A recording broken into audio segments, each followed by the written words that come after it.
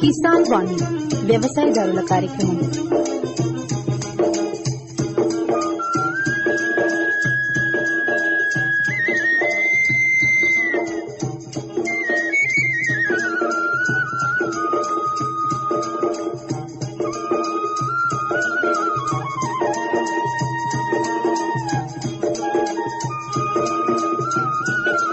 ఈ కార్యక్రమాన్ని మీకు అందిస్తున్నవారు కేంద్ర వ్యవసాయ మరియు రైతు సంక్షేమ మంత్రిత్వ శాఖ, భారత ప్రభుత్వం.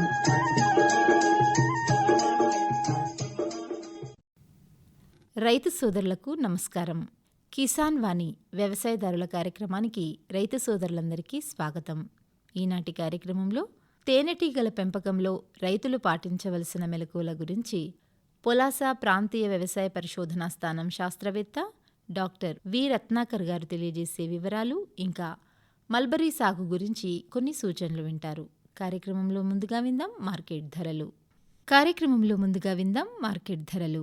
పసుపు పిల్ల కొమ్ములు క్వింటాలొక్కింటికి గరిష్ట ధర 16,156 రూపాయలు, కనిష్ట ధర 9,589 రూపాయలు, మోడల్ ధర 14,500 రూపాయలు.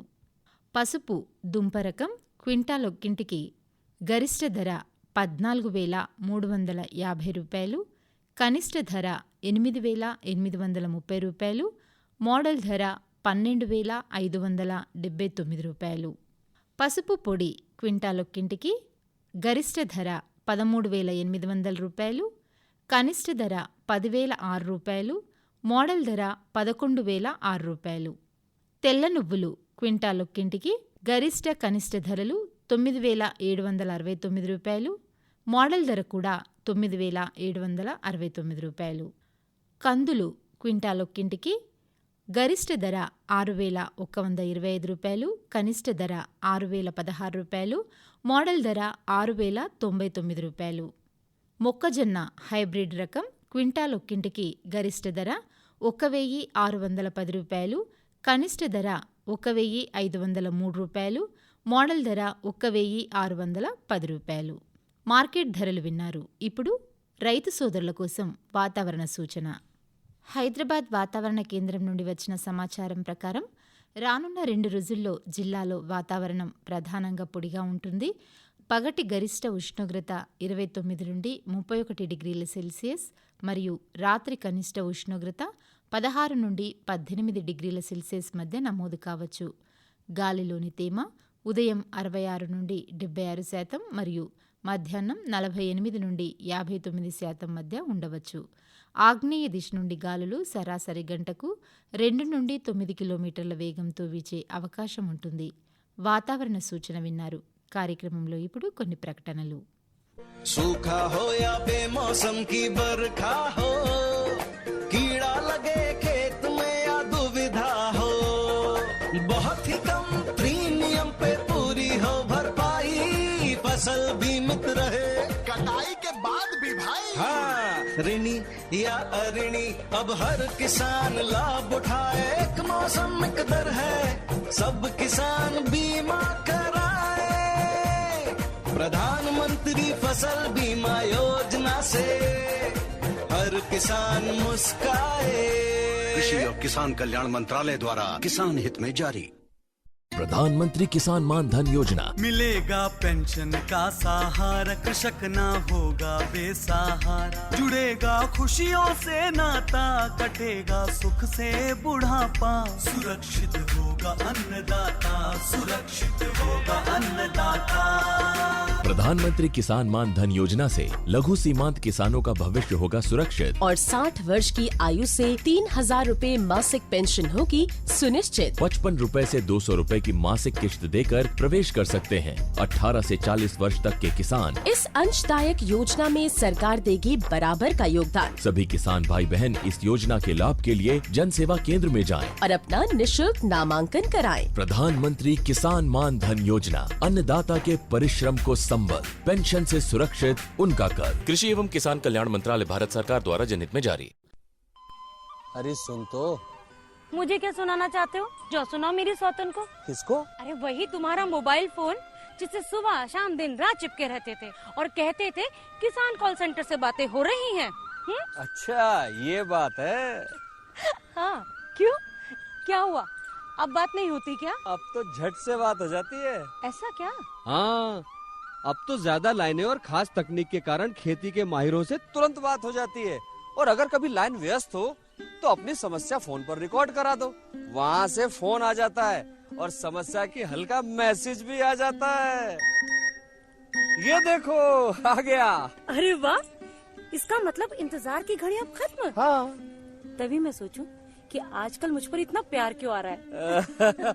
कृषि संबंधी समस्याओं का अपनी भाषा में तुरंत हल पाने के लिए पूरे भारत में किसी भी फोन से हेल्पलाइन नंबर पर संपर्क करें। किसानों का दोस्त किसान कॉल सेंटर।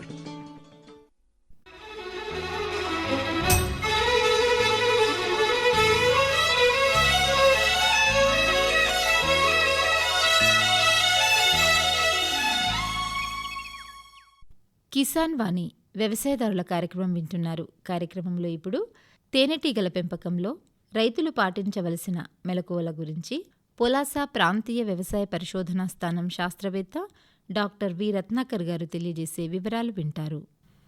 రైతు సోదరులు నమస్కారం.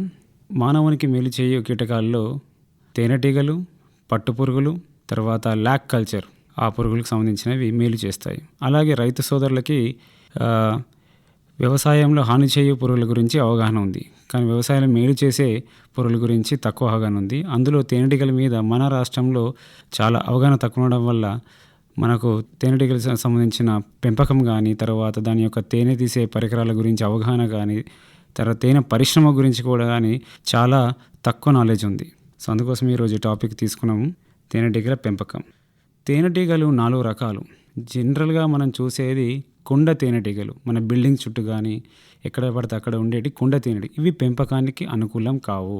సో పెంపకానికి అనుకూలమయ్యేటివి రెండు. అది పుట్ట తేనెటీగలు, ఇంకొకటి ఐరోపా తేనెటీగలు.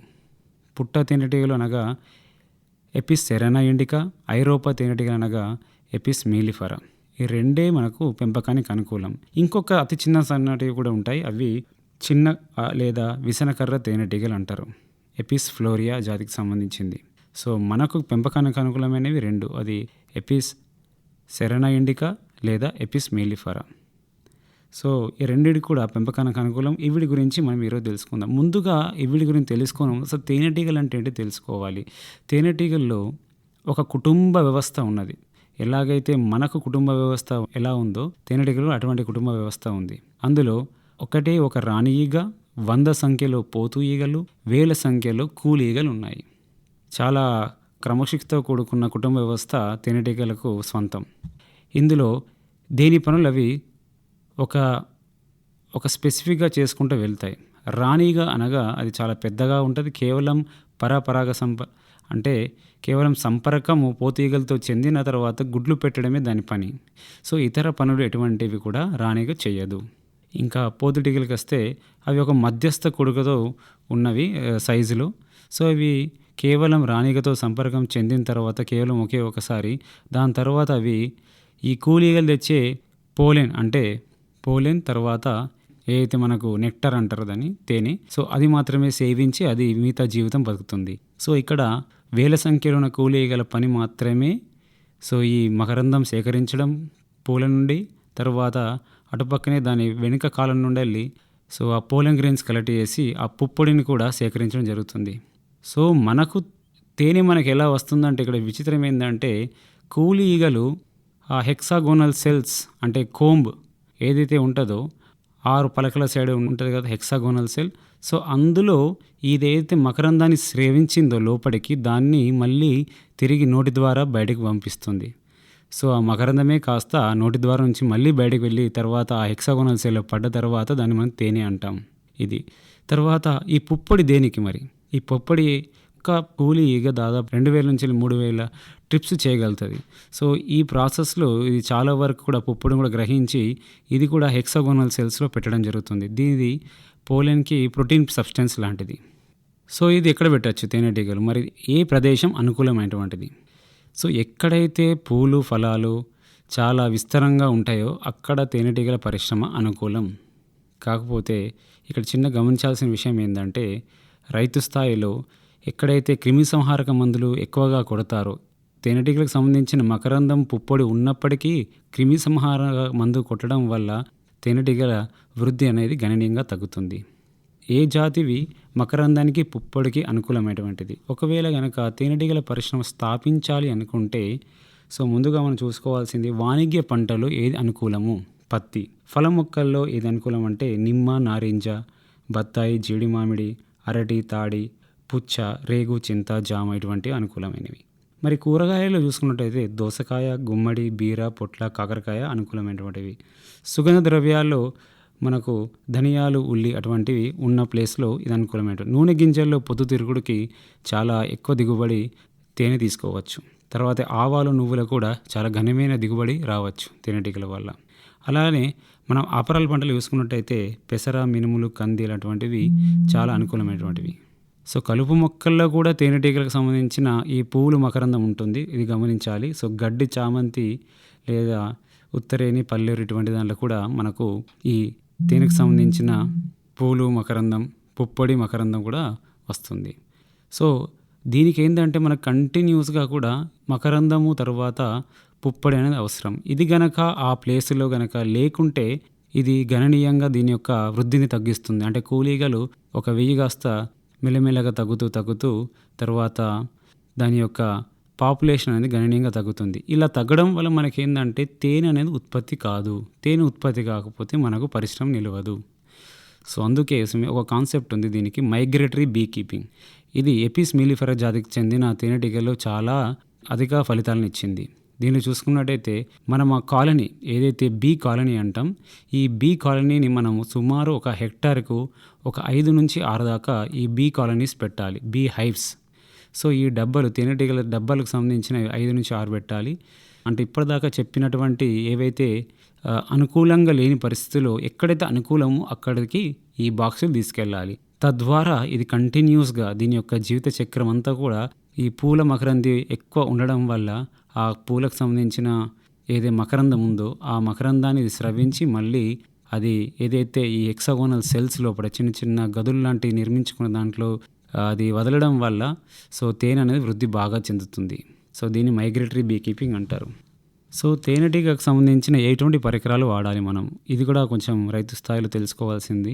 సో ముందుగా చూసుకున్నట్టయితే చాలా అది ఒక వుడ్తో చేయబడిన, ఒక చెక్కతో చేయబడిన తేనెటీగల పెట్టె.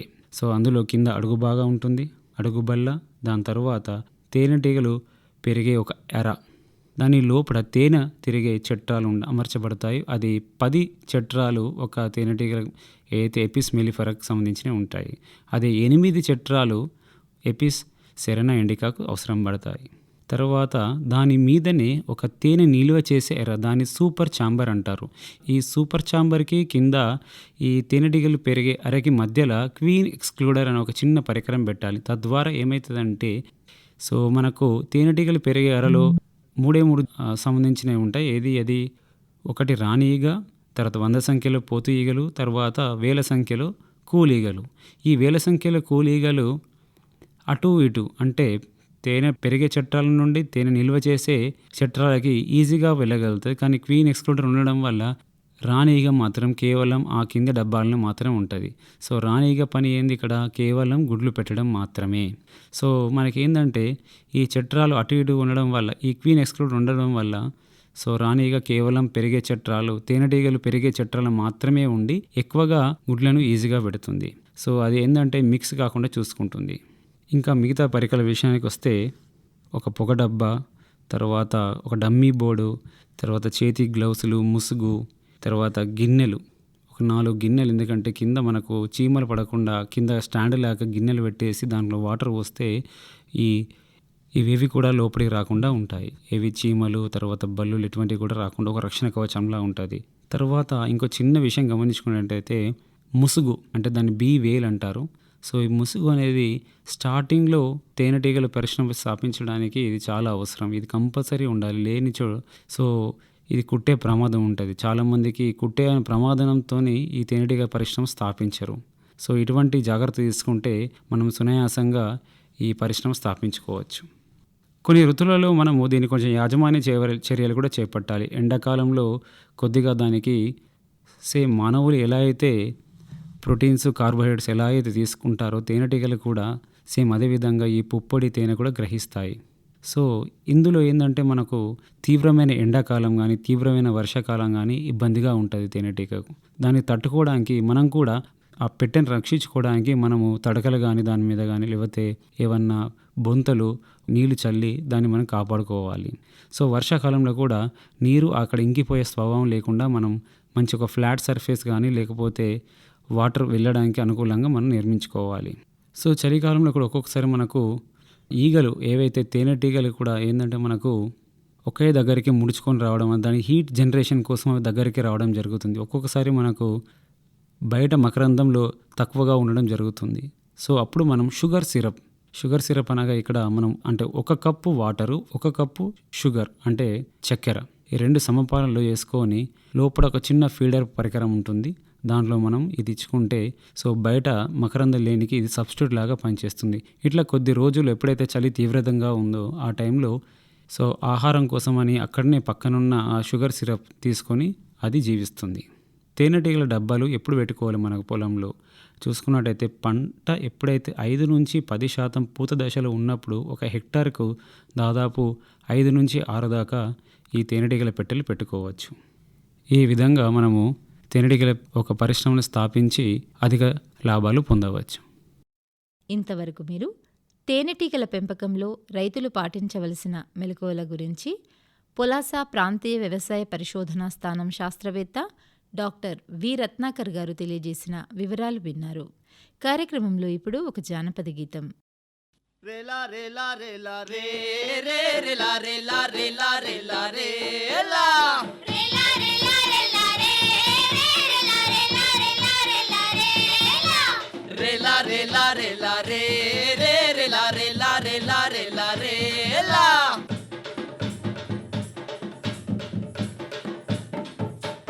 జరా జరా చూడు మావ మా పల్లె అందమంత జరా జరా చూడు మావ మా పల్లె అందమంత జబర్దస్తుగుంటాది ఉరకలేసే నా పల్లె జబర్దస్తుగుంటాది ఉరకలేసే నా పల్లె జబర్దస్తుగుంటాది ఉరకలేసే నా పల్లె హోయ్ హోయ్ హోయ్ హోయ్ హోయ్ హోయ్ రేలా రేలా రేలా రే రే రేలా రేలా రేలా రేలా రేలా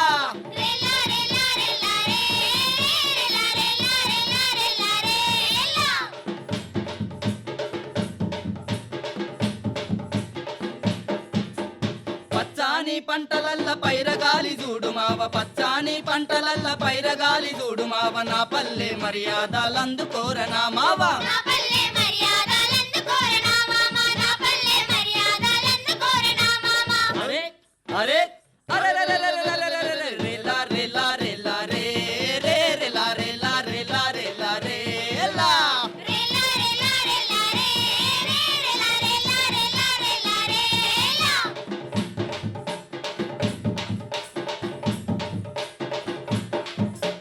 కొండలలో కూసేటి కోయిలమ్మ చూడు మామ కొండలలో కూసేటి కోయిలమ్మ పాట చూడు బోనాల జాతరలో మైసమ్మను చూడు మామ బోనాల జాతరలో మైసమ్మను చూడు మామ బోనాల జాతరలో మైసమ్మను చూడు మామ హోయ్ హోయ్ హోయ్ హోయ్ హోయ్ హోయ్ రేలా రేలా రేలా రే రే రేలా రేలా రేలా రేలా రేలా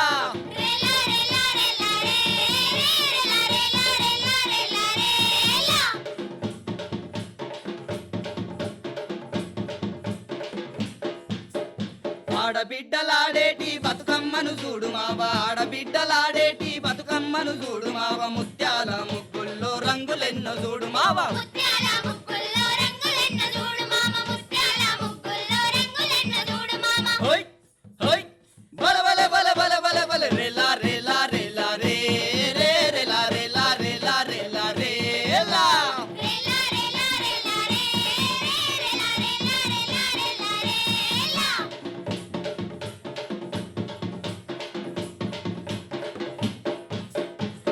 దన దప్పుల్లో కోలాటం చూడు మావ దన దప్పుల్లో కోలాటం చూడు మావ సందులల్లా ఆడేటి సింధులాట చూడు మావ సందులల్లా ఆడేటి సింధులాట చూడు మామ సందులల్లా ఆడేటి సింధులాట చూడు మామ అరే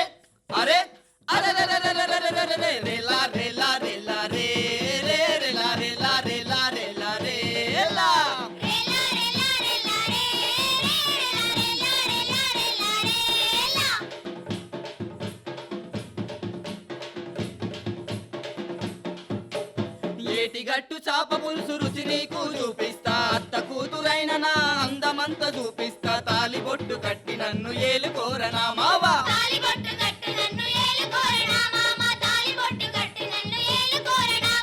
హోయ్ హోయ్ బల బల బల బల బల బల రేలా రేలా రేలా రే రే రేలా రేలా రేలా రేలా రేలా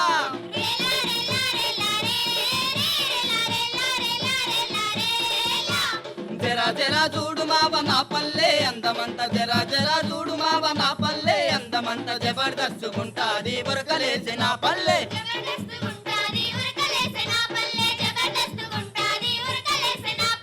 హోయ్ హోయ్ బల బల బల బల బల బల రేలా రేలా రేలా రే రే రేలా రేలా రేలా రేలా రేలా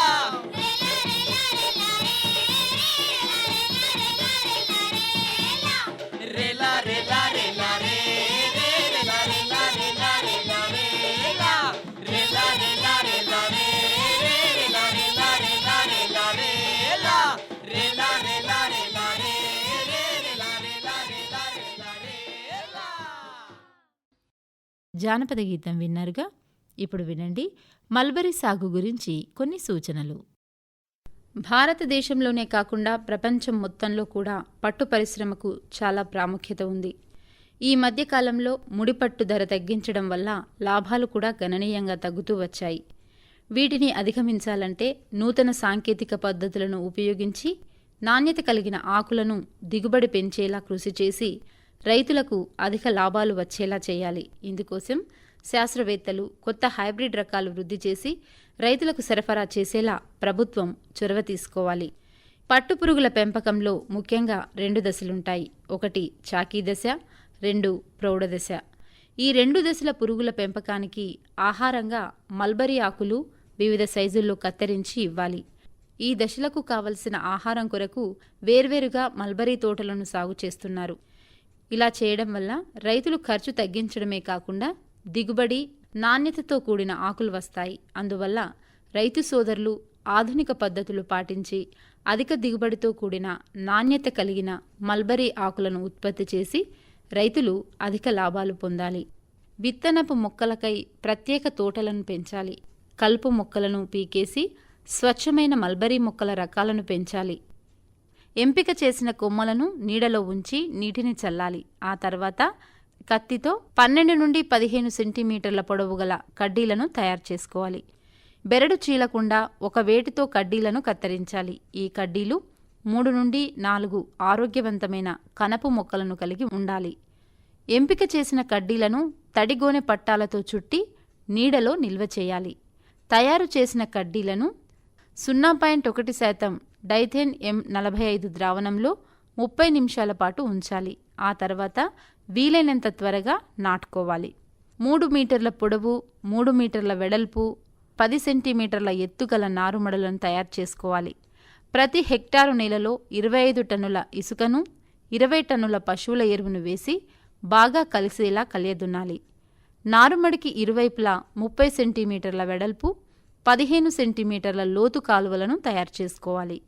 విత్తన కడ్డీలను నాటడానికి ముందుగానే నారుమడిని చదును చేయాలి. ఆ తర్వాత 1-2 రోజుల ముందుగానే నారుమడికి నీరు కట్టాలి. కొలత టేపు, సన్నని తాడు సహాయంతో 20 సెంటీమీటర్ల ఎడంగల వరుసలకు గుర్తుపెట్టాలి. కడ్డీలను నిటారుగా ఒకే కనపు మొక్క ఉపరితలంపై కనిపించే విధంగా నాటాలి. నాటిన తర్వాత కడ్డీ చుట్టూ ఉండే మట్టిని గట్టిగా అదమాలి. ప్రతి 3 నుండి 4 రోజులకు ఒకసారి నారుమడులకు నీరు పెట్టాలి. కడ్డీలను నాటిన 45 రోజుల తర్వాత కలుపు తీయాలి. కడ్డీలను నాటిన నెల రోజుల తర్వాత ప్రతి చదరపు మీటరు నేలకు 10 గ్రాముల చొప్పున యూరియా వేసి భూమిలో కలపాలి. శిలీంధ్ర వ్యాధుల నివారణకై 0.1% బావిస్టన్ ద్రావణాన్ని పిచికారీ చేయాలి. కీటక నివారణకై 0.2% DDVP ద్రావణాన్ని పిచికారీ చేయాలి. నారుమడులకు ప్రతి 4 రోజులకు ఒకసారి నీరు పెట్టాలి. నారు మొక్కలను సుమారుగా 4 నెలల వరకు నారుమడుల్లోనే పెరగనివ్వాలి. నారు మొక్కలను జాగ్రత్తగా వేరు, కాండం దెబ్బతినకుండా తవ్వి తీయాలి. తవ్వి తీసిన నారు మొక్కలను తడిగోనె పట్టాతో చుట్టి తిరిగి నాటే వరకు నీడలో ఉంచాలి. ప్రధాన పొలాన్ని 30 నుండి 40 సెంటీమీటర్ల లోతు దుక్కి పడేలా ట్రాక్టర్తో దున్నుకోవాలి. దున్నిన తర్వాత కలుపు మొక్కలు ఎండేలా 2 వారాలు దుక్కిని ఆరనివ్వాలి. హెక్టారుకు 20 టన్నుల చొప్పున పశువుల ఎరువును వేసి దుక్కిలో బాగా కలిసే వరకు దున్నాలి. నేలను ట్రాక్టర్ ద్వారా ఎడ్ల గొర్రు పలకను ఉపయోగించి చదును చేయాలి. రాళ్లను కలుపు మొక్కలను ఏరివేయాలి. నాటడం పూర్తయిన తర్వాత నీరు కట్టాలి. నాటిన 3-4 రోజుల్లో నారు మొక్కలను భూమి నుంచి 10 సెంటీమీటర్ల ఎత్తులో సికేచర్ సహాయంతో కత్తిరించాలి. నారు మొక్కలు అంటుకునే వరకు ప్రతి 2 నుండి 3 రోజులకు ఒకసారి నీరు కట్టాలి. ఆ తర్వాత ఇసుక నేలలైతే 4 నుండి 5 రోజులకు ఒకసారి, నల్లరేగడి నేలలైతే 7 నుండి 8 రోజులకు ఒకసారి నీరు కట్టాలి.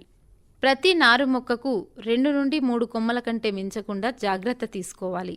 ఈ కొమ్మలు ఒకదానితో ఒకటి తగలకుండా వేర్వేరు దిశల్లో ఉండేలా ఎంచుకోవాలి. ప్రతి మొక్కకు ఒక బలమైన కాండం, దానిపై 3 బలమైన శాఖలు ఏర్పడేలా శిక్షణ ఇవ్వాలి. ఎక్కువగా ఉన్న కొమ్మలను కత్తిరించి ఎంపిక చేసిన కొమ్మలు బాగా పెరిగేలా చూడాలి. ప్రతి పంట కోత సమయంలో కొమ్మలను కత్తిరించేటప్పుడు దుంపల ఎత్తు భూమి నుంచి 20 నుండి 25 సెంటీమీటర్లు ఉండేలా చూడాలి. అన్ని కొమ్మలను భూమి నుంచి ఒకే ఎత్తులో కత్తిరించాలి. చాకి తోటలు సాగు చేసుకోవడానికి నీటి వసతికి దగ్గరగా ఉన్న ఎత్తైన చదునైన స్థలాన్ని ఎంచుకోవాలి.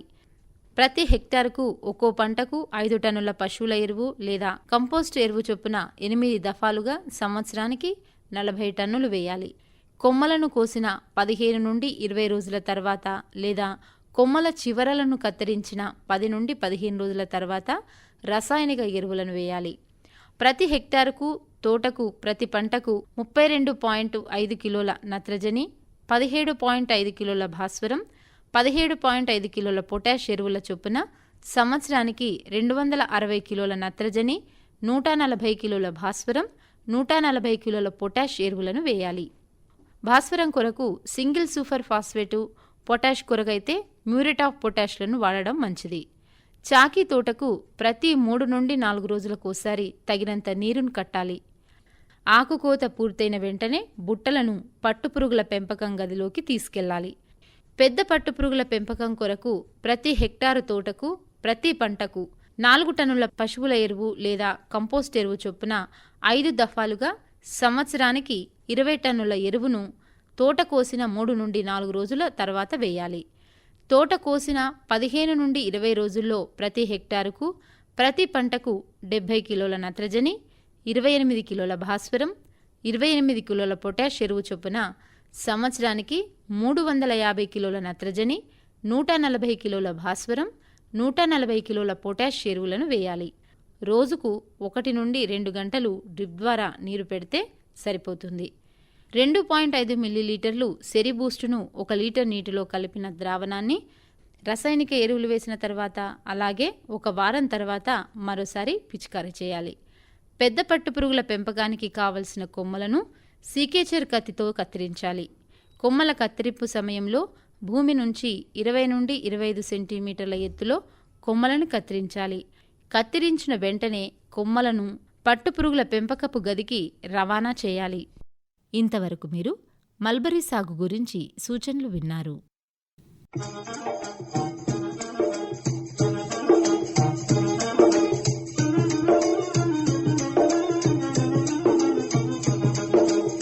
ఈ కార్యక్రమాన్ని మీకు అందించిన వారు కేంద్ర వ్యవసాయ మరియు రైతు సంక్షేమ మంత్రిత్వ శాఖ, భారత ప్రభుత్వం.